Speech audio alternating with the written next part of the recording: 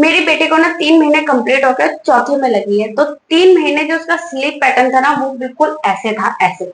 तो मुझे ना बहुत चैलेंज होता था उसे सुलाने के लिए, पर धीरे धीरे जैसे जैसे मेरी हेल्थ अच्छी हुई ना, तो मैं कोशिश करती हूँ कि वो रात को ज्यादा सोए, दिन में कम सोए। क्योंकि वो रात को नींद पूरी कर लेगी तो फिर वो दिन में जगेगी, और दिन में पूरी कर लेगी तो रात को जगेगी। तो मेरा ना ये टारगेट होता था। मानती हूँ बच्चा बहुत छोटा था, लेकिन मैंने ये चीज ट्राई करी है। 20 दिन तो मुझे समझने में लग गया था कि उसका पैटर्न क्या है, क्योंकि पहला बच्चा मेरे गोद में आया था ना, तो मुझे भी थोड़ा सा घबराहट होती थी। मैं खुद पोस्टमार्टम डिप्रेशन का शिकार थी, तो मेरे को वो बच्चा ना चुभता था, उसका स्लीप चीजें, क्योंकि मैं खुद पेन में थी। और जैसे जैसे मेरा जो टाइम गुजरा ना, तो मुझे ना बहुत चीजें समझ में आने लगी। तो आज मैं आपके साथ ना उसका जो फर्स्ट टू सेकेंड और थर्ड मंथ गुजरा है स्लीप पैटर्न का, और अभी इस महीने से क्या स्टार्ट हुआ, मैं नेक्स्ट वीडियो में बताऊंगी। और अभी हम इसके बारे में बात करते हैं। Hi friends, I am Santoshi, welcome back to my channel. तो फर्स्ट मंथ जो मेरी बेटी का था, तो वो नई नई पैदा हुई थी। तो वो ना बच्चे जब पैदा होता है तो वो बहुत ज्यादा ट्रॉमाटाइज होते हैं। तो इसी वजह से ना वो 1 घंटा ही सोते हैं, मतलब पैदा होने के बाद। तो मेरे बेटे 1 ही घंटा सोते थे। हॉस्पिटल में वो एक ही दिन, मतलब जो मैंने नोटिस किया था, वो हर एक आवर्स में उठ जाती थी। तो उसे फीड कराना होता था बार बार जाके। फिर धीरे धीरे जैसे 6 मंथ हुआ तो वो 1.5 घंटा सोने लग गई। 6 मंथ से 10 डेज में वो 2 घंटे सोती थी। 10 से 15 डेज में वो 3 घंटे सोती थी कंटिन्यू। तो मेरी ये कोशिश होती थी कि उसे डिस्टर्ब ना हो, तो मैं उसको बिल्कुल भी छूती नहीं थी, ताकि वो सोते हुए उसे डिस्टर्ब ना हो। उसे डायपर पहना के तेल की मालिश करके मैं उसको सुला देती थी। दिन में मैं कितनी बार मालिश करती थी, मैं उसको 4 बार मालिश करती थी, क्योंकि वो मालिश मेरी मम्मा करती थी।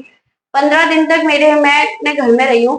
तो 15 दिन की मालिश ना मेरी मम्मा ने किया, उसको 4 बार। वो जब भी आती थी, जब भी फ्री टाइम होता था, तो मसाज करती थी। तो वो मेरे बेटे ना मसाज के बाद नहा कर, नहलाया नहीं हमने, बच्चे को पोछा था, तो उसको पहुंचने के बाद ना वो सो जाती थी। तो वो सोती थी ना, तो जैसे जैसे उसके डेज बढ़ रहे थे, उसका ना 15 मिनट आधा घंटा ना बढ़ता जा रहा था। मेरी कोशिश ये रहती थी कि वो दिन में नींद पूरी ना करे, रात को कर ले। पर मैं उस टाइम इतना ज्यादा थकी हुई थी फर्स्ट मंथ में, कि मेरी ये कोशिश रहती थी कि यार वो सोती रहे तो सोती ही रहे। बट उसको फीड कराना मेरे लिए बहुत ज्यादा चैलेंजिंग होता था। तो 20 दिन तो ऐसे ही चलता रहा कि उसका 3 घंटे सोता, फिर उठना, फिर 3 घंटे सोना, फिर उठना। और क्योंकि जब वो 3 घंटे सोती थी, तो बाकी के 3 घंटे ना जगती थी।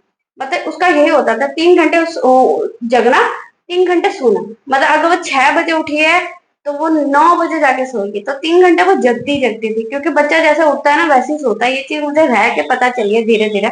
इस चीज की तैयारी किसी ने भी नहीं कराई थी। फिर जब फोर्थ मंथ शुरू हुआ, तो उसका वो 4 से 5 आवर्स हो गया। अगर मेरी बेटी 5 घंटे सोई है, तो वो 5 घंटे तो जगेगी जगेगी। इसलिए मुझे पता रहता था कि अगर वो 5 घंटे सो गई, तो वो अब 5 घंटे जगने वाली है। तो मैं फटाफट अपना काम को निपटा के बैठ के उसे गोद में लेना होता था, क्योंकि मेरे को वो काम नहीं करने देती। मैं अकेली हूँ पूरे घर में, उसे अकेले संभालने वाला कोई है नहीं। तो मुझे बहुत ज्यादा चैलेंज होता था। थर्ड मंथ में ये जो पैटर्न है वो बढ़ गया है। ये 6 से 8 घंटे हो गया है। वो रात को 8 घंटे स्ट्रेट सोती है बिना दूध पिए, बिल्कुल सो जाएगी। और अगर उसे भूख लगती है, जैसे मैंने उसको फीड नहीं कराया, वो सो गई है, तो वो उठती है, नींद में ही करती है। और उसके बाद उसे नींद में ही उसे ब्रेस्ट फीड कराना होता है, ताकि उसकी नींद डिस्टर्ब ना हो। और उसके बाद जाके वो सोती है, महारानी मेरी। तो वो फिर सोती है। अभी वो सोई भी है, तो मैं आपको ये रिकॉर्ड करके बता रही हूँ, क्योंकि मैं रेगुलर वीडियोस नहीं डाल पाती, नहीं शेयर कर पाती, ब्लॉग भी नहीं बना पाती हूँ। जो मुझे उसकी एक रेगुलर मेमोरीज क्रिएट करनी थी, वो तक नहीं कर पा रही हूँ।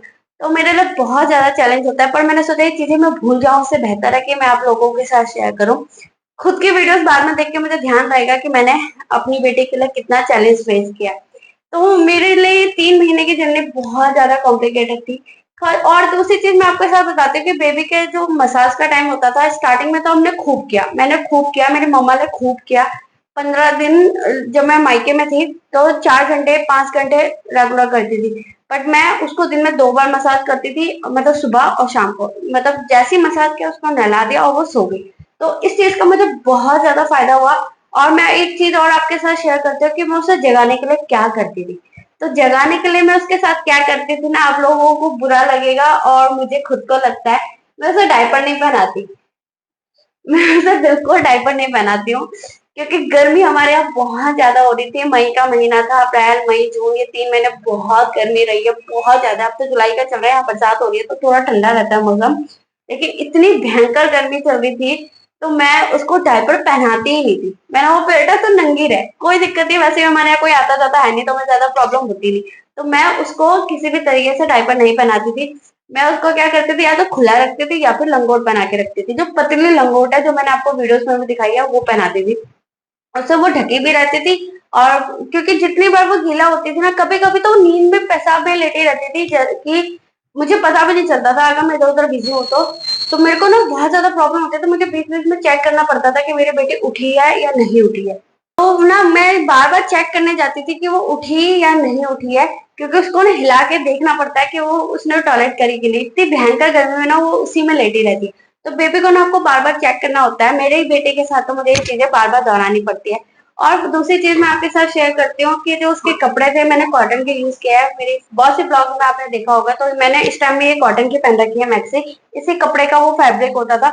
मैंने कोई सी भी अपने बेटे को फैंसी ड्रेसेस वगैरह नहीं ला के दी। हमारे यहाँ बहुत ज्यादा गर्मी है, तो मैं एज अ मदर मैंने ये डिसीजन लिया, मैं फालतू खर्चा नहीं करूंगी, जितना हमारा हो सकता है उतना रहता है उतना मैं यूज करूंगी। तो इस वजह से ना ये काफी ऐसी चीजें जो मैंने ट्राई करी अपने बेटे के साथ, जो उसका स्लीप पैटर्न बेहतर हुआ उसकी वजह से। तो वो पूरी रात सोती है और फिर पूरा दिन मुझे मेरे साथ ही रहती है। मेरे को घर के काम करने में प्रॉब्लम होती है, पर इससे ना मेरे जो दिमाग पे ना बिल्कुल असर नहीं होता। मेरी नींद पूरी जाती है। मेरे लिए सोना ज्यादा जरूरी है, क्योंकि अगर मैं सोती नहीं ना तो मैं चिड़चिड़ी हो जाती हूँ। और उसको फीड कराना उठना तो मुझे रात में बीच में पड़ता है, लेकिन वो उसकी नींद नहीं खराब होती है। जब उसकी नींद नहीं खराब होती है तो मेरे लिए बहुत अच्छा होता है। दिन में 2 बार मसाज करना होता है। लाल तेल से करती हूँ। 2 बार मसाज करते हो, मसाज के तुरंत बाद उसे नहला के अच्छे से कपड़े पहना के ड्रेसअप करके उसे सुला देती हूँ। तो उससे उसे बहुत रिलैक्स महसूस होता है। और जैसे ही उसे रिलैक्स महसूस होता है वो सो जाती है। और उससे मुझे बहुत खुशी होती है, क्योंकि वो मेरी बेटी पीसफुली सो जाती है बिना टेंशन के। तो मुझे बहुत सारी टाइमिंग मिल जाती है यूज करने के लिए, क्योंकि मेरे लिए 8 घंटे इनफ है, लेकिन उसके लिए 14 घंटे भी कम पड़ते हैं। तो ये जो स्ट्रगल रहा है ना मेरे लिए बहुत मुश्किल है। अब ये 4th 5th मंथ में जो उसका पैटर्न रहेगा वो मैं आपके साथ डिस्कस करूंगी कि कैसा रहा है। क्योंकि रिमाइंडर देती हूँ, फर्स्ट मंथ में वो 2 घंटे सोते थे, 2 घंटे जागते थे। थर्ड मंथ में वो 3.5 घंटे या 3 घंटे सोते थे और 3.5 घंटे जागते थे। और थर्ड मंथ में मेरी बेटी 5 घंटे सोती है, 5 घंटे जगी रहती है। मतलब अगर वो उठ गई तो कहीं नहीं गए आपके घंटे। तो बस उसे हिलाते रहो डुलाते रहो, कुछ भी करो, सब चीज ट्राई कर लो, वो नहीं सोने वाली। तो कोशिश भी बेकार है, इसलिए मैं उसे सोने भी नहीं देती। तो ये था मेरे बेटे का स्लीप पैटर्न। आपको इसमें फनी पार्ट क्या लगा, जो मेरी करतूतें थी और जो बेचारी के साथ मैंने किया, उसको कपड़े नहीं पहनाती। तो मुझे कमेंट सेक्शन में बताना कि आपको कैसा लगा, और आपके बच्चे भी ऐसा करते हैं या नहीं करते हैं। तो मिलते हैं आपको नई वीडियो में, तब तक ले बाय।